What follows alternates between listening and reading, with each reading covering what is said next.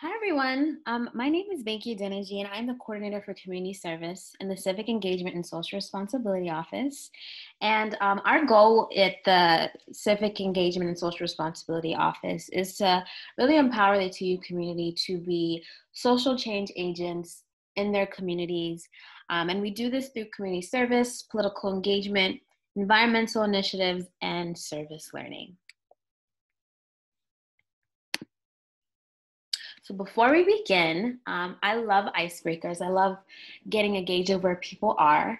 And so what I have here is a list of just a list of things the surrounding service. So I want you all to take a look at each of the phrases and rank them in terms of service. 1 being you don't think it's service at all, and 5 is this is definitely service. So I won't read through all of them, but just kind of glance over each of the numbers and internally rank to yourself if this in your eyes is considered service, which is a 5, or not service, which is a 1. And then if it's something in between, a 3. So I'll just give you a couple minutes to look through that and do your own rankings.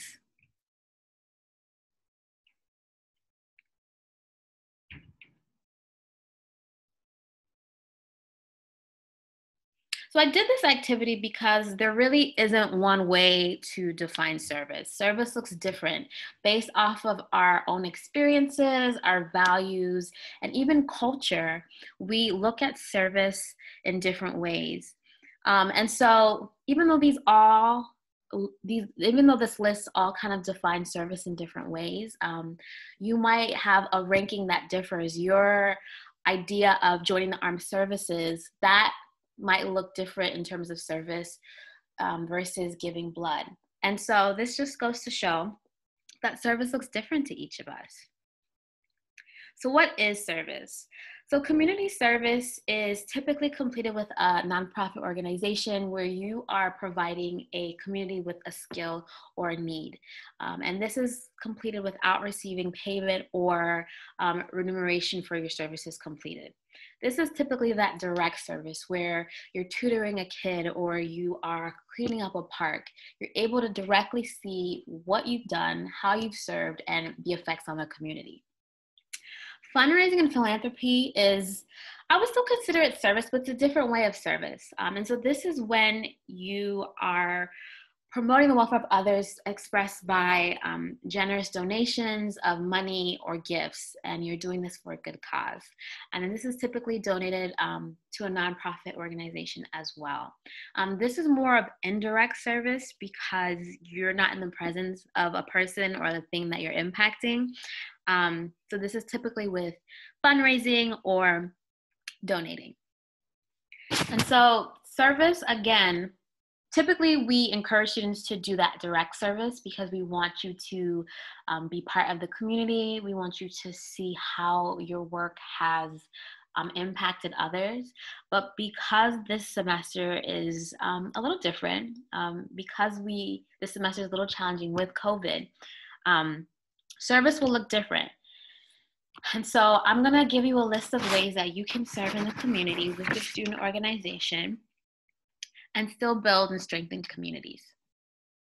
So one thing that you can do is letter writing parties. So letter writing parties has been really, really popular. A lot of nonprofits have been seeking volunteers to write notes of encouragement or letters of encouragement to residents in the community. COVID has been a really, really isolating time for people. And so with isolation, mental health is instantly impacted. And so one thing that you can do with your student org is you can do a letter writing party. So you can set up a Zoom call. You can have people bring some snacks, some markers, some paper, and for an hour you all can just write letters or notes of encouragement or draw pictures to different organizations just to bring some positivity in people's lives.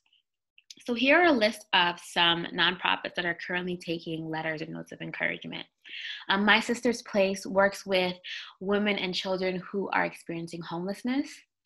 The Cool Kids campaign works with children who currently have cancer, and so they could definitely use a note of encouragement. The Baltimore Hunger Project helps with providing food to people in the community. one thing that the Baltimore Hunger Project does is that they provide meals to children in the K through 12 system. And within those meals, they are looking for volunteers to place positive notes into the lunch, into students' lunch. And so that is also a great way for you to get involved and to create some positivity. Other places that are currently taking letters are senior living homes. A lot of seniors haven't been able to have visitors. And so they find that reading letters from people has been encouraging. Also postal workers. Postal workers have been on the front lines, since the start of COVID, and also they continue to be on the front lines, especially as this election season is coming up. And so giving them a letter of appreciation is helpful. And also our essential workers who have been just working really, really hard from the very, very beginning of COVID. So really showing someone that you care through a letter or a picture of positivity is a great way for you to get some hours, and then also for you to positively impact the community. Another way that you can create change and also get service hours is by operating a phone bank, so having a phone banking party as well. A lot of nonprofits need help reaching community members, and they do this through phone banks. So again, you can set up a Zoom call, have everyone on mute, create a Google Voice, and make calls to members in the community, and you can each have a goal of reaching an X amount of number of people. Get Food USA is a cool opportunity. They need help confirming whether food pantries are open, whether food pantries are still operating, so that they can let the community members know that, hey, this service is available. So they need help with volunteers just calling food pantries and confirming specific information so that they can get that information out to the community in time. One Fair Wage supports restaurant workers and hourly workers that have experienced some hardships during COVID. And so they need help with volunteers making calls to workers who have applied for assistance and just confirming information. Voting is so big. This is an election year. Voting is very, very important. And so a lot of nonprofits need help with vote banking through confirming that people have registered to vote. Voter registration is really important as well. And then also at TU, we have opportunities for you to get involved. So also utilizing the resources that we have on campus is important. So phone banking through food pantry, through One Fair Wage, through voting are very, very cool ways that you can reach out to the community and also get hours. Another way that you can get hours is through the TU Food Share program. So if you aren't familiar, the TU Food Share program is a pantry that's available to the TU community. We're open weekly, and you're able to get 10 items from our food pantry. There has been a pressing need, especially with COVID happening. And so the TU Food Share program is currently accepting these items: paper towels, women's deodorant, noodles, mac and cheese. And so typically in the past, we wouldn't count donations as hours, but because this is a unique situation, this is a unique year, and there is a really, really big need for the Food Share program, if you want to donate items on behalf of your student organization, that is something that we are open to considering as hours. If you are interested in doing this, please touch base with me so that we can talk about donation equivalencies for hours. So if you donate X amount of items, how many hours does that convert to? So touch base with me if this is something that you're interested in. Election support. So again, as I mentioned, this is a huge year because not only on top of everything that's happened, but also this is an election year. And so we want to make sure that as many people as possible know about their rights to vote, are registered to vote, know about the candidates, and are just aware and educated on voting. So as an organization, you can host your own voter registration drive, or you can join existing efforts on campus. Again, our department is working really, really hard to make sure that we have voter engagement. And so definitely touch base with us if you are interested in joining efforts with us, or if you want to create your own voter registration drive. Also, your student organization can receive community service hours. So for every 12 TurboVote signups, your organization can receive 1 hour of service. So keep in mind, this is as an organization, not as an individual. So as an organization, if you all are able to get 12 signups, then you receive 1 hour of community service. And then also, if you want to do your own voter registration drive or anything else, if you want to join forces with our department on your own, you can receive community service hours on behalf of your organization. There is also a voting toolkit that is available. So if you are interested in being part of the efforts to educate the community on voting, definitely let me know and I can make sure that that toolkit is shared with you. Another thing that you could do is to help kind of bring awareness through video. So if you want to create a video with your organization detailing why voting is important or why you vote, definitely do that. You can use TikTok to edit. I know TikTok has some cool edits, and we will feature that on our Instagram page. And that's a great way to bring awareness on the importance of voting. Other ways that you can serve the community and get hours is through virtual tutoring and mentoring. This has been a huge need ever since a lot of K through 12 students have begun remote learning. So keep in mind that these take more of a commitment. This is not a drop-in serve and that's it opportunity. These require a little more time. So these are weekly commitments over the course of the semester where you're building relationships with kids and you're supporting them with tutoring and then also mentoring.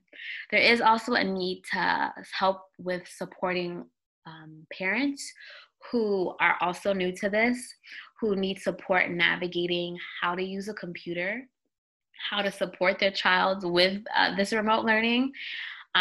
There's also a need for that. In addition to that, there are some nonprofits and schools that have approached me who are looking for a little more flexibility from students, who are looking for students to serve on panels. So hopefully our goal is once a month, TU students can meet with K through 12 students and talk about college and answer some questions about life skills and how to be good students through a panel. And that's something that we are working on. So if you're interested in that, definitely let me know. I will be reaching out to student organizations in the future to see if anyone is interested in serving on these panels.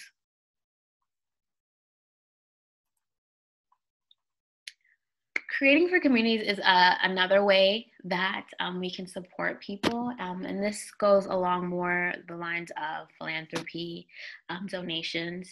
So Living Classrooms is currently taking donations for masks so that they can distribute that to families in East Baltimore and also to staff members at Living Classrooms. So another thing you all can do is, as a student organization, you can get on a Zoom call. Living Classrooms provides a guide for no sewn scarves or no sewn mask. And so you all as a group can create different masks out of a t-shirt and donate these masks to residents and staff members in Living Classrooms. Additional way you can do donations is through My Sister's Place. Again, My Sister's Place is a safe haven for women and children who are homeless, and they are always taking donations for care packages and toiletry kits. So if you want to get on a Zoom call, have people kind of purchase toiletry kits and donation kits and put letters of encouragement in that kit. That is something that you all can do, and my sister's place is always taking donations for that. Other areas that I've seen, or other nonprofits I've seen are taking, are doing backpack drives, or doing craft drives. So a lot of nonprofits are definitely open to taking materials, especially because the need in communities has been in demand. Community building. So through StoryCorps is unique because it allows you to share other people's stories. I believe that through storytelling, you're building community because you're allowing other people to get a glimpse of how people live and other perspectives. So StoryCorps is cool because you're able to download this app and you're able to interview people through this app. So typically you can interview a stranger, you can interview a family member, you can interview someone that has a different identity than you. And there's also a guide on what questions to ask. And so through this, you're able to learn more about a person through the stories that they share in this interview. All interviews are archived at the American Folklife Center. I'm at the Library of Congress, and it stays there for generations to come. So this is really a great opportunity for you to do with someone you know or within your student organization. So if you know, if your student organization is fairly new and you're still trying to learn about people, this is a great way to build connections and to learn more about people. The Baltimore Neighbors Network is an opportunity for you to learn more about people in the community. So people who are currently in the Baltimore area who are in isolation or who just need some type of hope are paired with a volunteer. Volunteers check in with them weekly just to make sure everything's okay. You're given a script. You're able to have a conversation with them, and it's a check-in. So you check in with them weekly just to make sure everything's okay. And similarly to that, Meals on Wheels has a program called Phone Pals, where you're paired with clients of the Meals on Wheels program, and you just speak to them for 20 to 30 minutes. Again, for Baltimore Neighbors Network and for Meals on Wheels, there is an orientation that you have to go through. There is a script. So you're not just left there to fend on your own. There are some different points that you can touch on to make sure that you're checking in on people and also just having meaningful conversations. Neighborhood cleanups are also another way that you can connect with others, help the community, support the community. Like Ocean Conservancy does #CleanOn, where you download an app, you take some materials, you take a bag, you take gloves, and you just walk around your neighborhood, or you can walk around the beach and you just pick up trash. And on the app, you collect trash, you document the trash or debris that you find. And this is great because you can do this with family members. You can do this in your neighborhood, you can do this on the beach, you can do this in parks. Another way you can do a neighborhood cleanup, and you can also do it virtually with your organization. So you can set aside a date and a time where virtually you all are going to clean up areas in your respective neighborhoods, the respective areas, and then you can come back together, reconvene, and kind of go over how much trash you picked up. Did you notice any trends? So that is a good way to do a virtual neighborhood cleanup. Also, Keep America Beautiful. Trash Dash 2020 is a day where people are able to come together and pick up trash. I believe it's on September 19th. But you just grab a bag, you grab gloves, and you pick up trash in your neighborhood, and you can document your experience by using hashtags, and then also tagging Keep America Beautiful to be part of the larger community of people that are picking up trash in their areas. One thing to note for neighborhood cleanups is if you choose to do this as a service opportunity with your organization, you must document the amount of trash that you collect during a cleanup. It's mandated that we are recording how much trash is being collected. So please make sure that you document this and share it with me so that I can share it to our respective partners.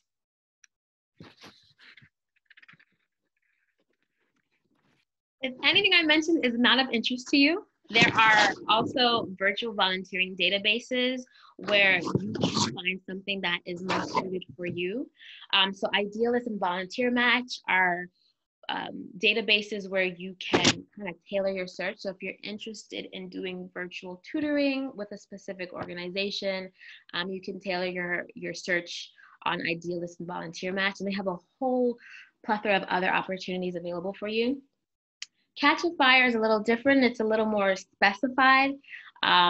And it's a database that allows you to utilize your skills. So for example, nonprofits might put out a call and say, hey, I'm looking for a graphic designer to help us. If graphic design is your thing or marketing is your thing, then you can respond to that call and you can work with that nonprofit. With Catch a Fire, I think they're looking for more of a commitment. So if that is something that you are committed to doing over the course of like a month or a couple of weeks, definitely go for it. You can get service hours on behalf of your student organization with that. And then last but not least, off-campus opportunities are still available. So there is a huge demand right now because people in the community have a need. And so if you are interested in engaging in-person opportunities, here's a list of organizations that are in the Towson and Baltimore area.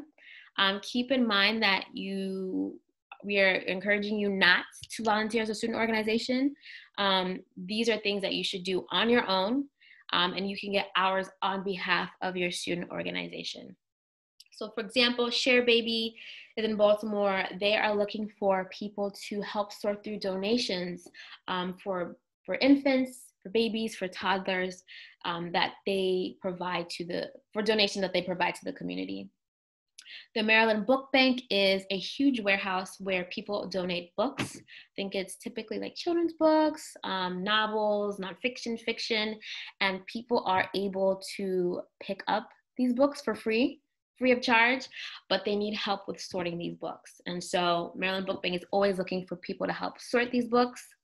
Maryland Food Bank is looking for help with sorting donations. A lot of people have been donating food, and so they need help with sorting through that. Meals on Wheels and Paul's Place need help with food distribution. So these meals are already created. They just need help making sure that people in the community receive it. Harbor Community Organization also needs help with food distribution and also help with their community garden. So the upkeep and maintenance of it. And I believe that they are looking for volunteers every Saturday to help with the upkeep of that. And then Bread and Cheese Creek, they're always doing stream cleanups, neighborhood cleanups. I believe they're in Dundalk. So their next cleanup is September 19th and then also October 10th. So if that is something you're interested in, I encourage you to go on your own. Each of these opportunities do practice social distancing. They will require that you wear a mask, and they do a tracking system. So you will have to sign in when you volunteer with these organizations.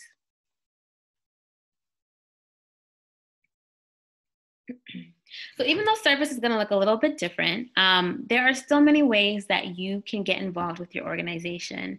And I really encourage you all to think of creative ways that you can serve the community. So yes, it's a challenge. Yes, we might not be able to do that direct service, but there are ways that we can still serve the community.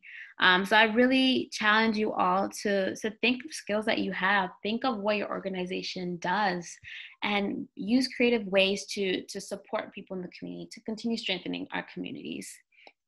If you have questions, if you need ideas, if you're stuck, definitely reach out to me. I love brainstorming things like this. I love creating ideas. I love finding new ways to serve the community. So definitely email me at aadeniji@towson.edu. If you need hours to be verified, let me know as well. If you're considering a nonprofit or if you are looking for more ideas to get involved, definitely let me know. I'm here. That's what I'm here for. I'm excited. I'm here for it.